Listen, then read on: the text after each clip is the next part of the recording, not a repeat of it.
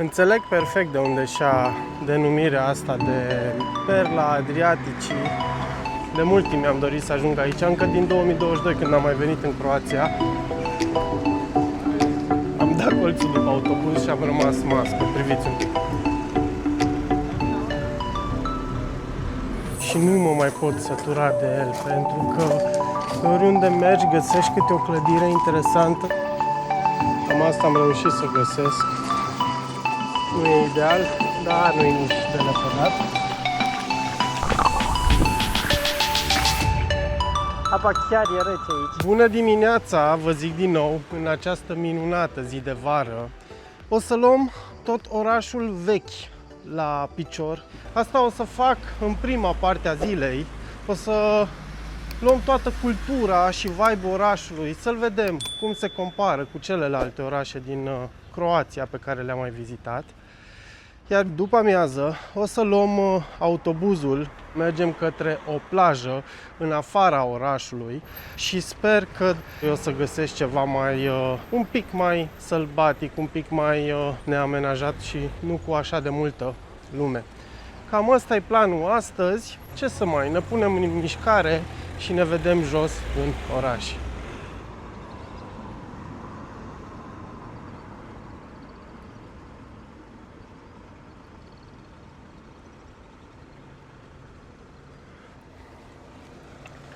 Înțeleg perfect de unde și-a denumirea asta de Perla Adriaticii, pentru că, într-adevăr, ca și peisaje, este o bijuterie de oraș. Îți taie răsuflarea la fiecare colț, mai mergi un pic, găsești ceva care să te uimească. Că vorbim de apă, că vorbim de verdeață, că vorbim de clădiri vechi, peste tot pe undeva ai ceva de văzut sau de făcut. Și încep să îmi dau seama de ce este atât de faimos în întreaga lume. Un singur lucru sper, ca toată faima asta cumva să nu-i strice, să nu-i dăuneze atmosferei. Dar vedem asta în orașul medieval. Dubrovnikul este unul dintre cele mai bine păstrate orașe medievale din Europa. Zidurile sale impecabile, bineînțeles renovate de-a lungul timpului, se întind pe o distanță de aproximativ 2 km, iar centrul vechi cu toate piețele, piațetele și străduțele medievale, la fel vin doar să completeze atmosfera pe care ți-o conferă acest oraș. Și mai este încă un lucru important de știut despre Dubrovnik. Este unul dintre principalele orașe din Europa care în anul 1418 a zis nu sclaviei. A fost un oraș care încă de la început a preferat să aleargă libertatea în detrimentul beneficiilor financiare aduse de acest mod de a exploata oamenii. Cu toate astea, el a fost un oraș care s-a dezvoltat foarte mult și foarte bine, un oraș bogat pentru că s-a bucurat de un comerț extraordinar de bun aici în bazinul Mării Mediteranee. Fraților, ajungem în sfârșit la poarta principală de intrare, poarta Piles, așa se cheamă, de intrare în orașul vechi. Sunt ușor încântat și extaziat în același timp. De mult timp mi-am dorit să ajung aici, încă din 2022 când am mai venit în Croația. Am dat colțul după autobuz și am rămas mască, priviți un pic.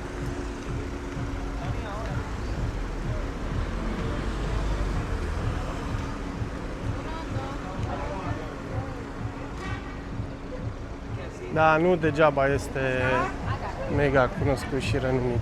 Este într-adevăr și plin de turiști. Dacă vrei să urci și sus pe ziduri, costă undeva la, nu mai știu, 40-50 de euro, parcă o chestie de genul ăsta, ca să poți urca pe ziduri. Nu am ales opțiunea asta, pentru că sunt convins că te poți bucura de priveliști și din interiorul orașului și știu că poți să urci cumva mai sus un pic, fără să trebuiască să plătești și să vezi frumusețea orașului de sus.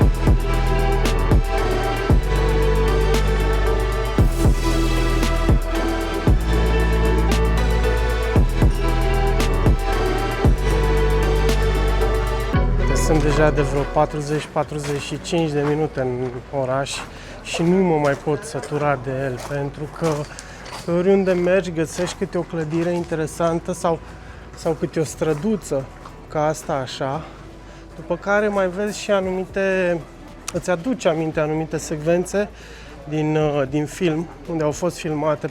Și da, într-adevăr, orașul ăsta, acum înțeleg de ce este atât de renumit. Are un farmec aparte, chiar dacă sunt turiști mulți, totuși mai găsești câte o chestie de genul ăsta, așa, unde poți să te simți ca acum mult timp, ca secole. Nici prețurile nu mi se par așa de mari, cel puțin nu la fel de mari ca în Split. Sunt cam ca la fel ca prin Omis prețurile. Și cocktailurile cam 10 euro. Am văzut și mai ieftin de atât. Am văzut și cu 7-8 euro cocktailuri, 4 euro berea, 3 euro apa. Deci prețuri ok față de alte zone.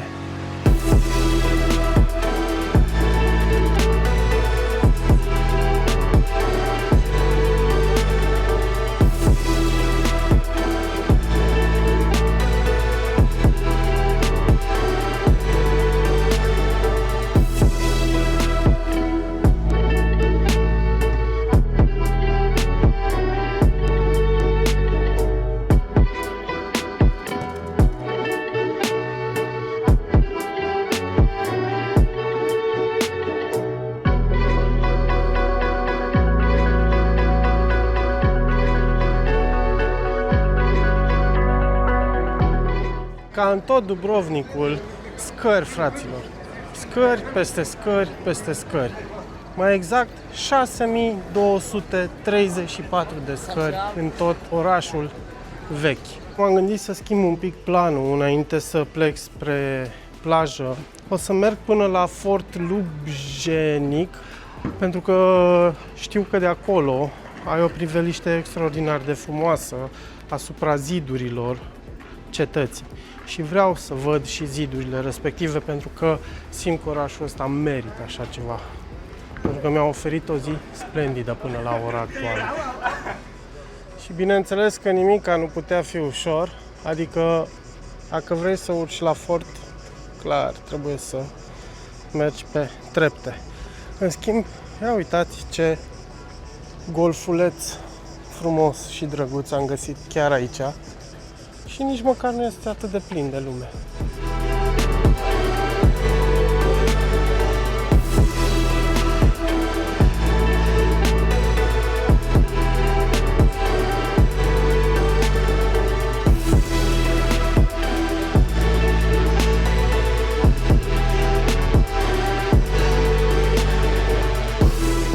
Ieri am fost acolo, astăzi am fost aici. Și acum vreau să merg acolo, după culmea aia, într-un oraș numit Mlini. Acolo este planul meu să fac baie. Și sincer merge o baie, pentru că apa arată îmbietor și ieri nu m-am bucurat foarte mult de ea. Așa că am cucerit și fortul, am cucerit și orașul, am cucerit și vârful. Mai rămâne să cucerim doar marea. Ne vedem acolo. 2,90 euro biletul de autobuz. 12:30 și am pășit în Mlini. Am ajuns și la plajă. Arată fain, un pic cam aglomerată, de fapt foarte aglomerată, nu un pic cam aglomerată. Acum totuși să vedem unde găsim și noi o bucățică, într-un colț undeva, unde să stăm și noi. Preferabil și cu ceva umbră. Cam asta am reușit să găsesc. Nu e ideal, dar nu e nici de lepădat. Acum merg sus aici pe promenadă să-mi iau un burger ceva, să am ce mânca. O să-l mănânc aici la apă, să mă bucur de el. Și de priveliște, fain să văd insulele, de exemplu. Și după aia, hop în apă. E cald și e plăcut.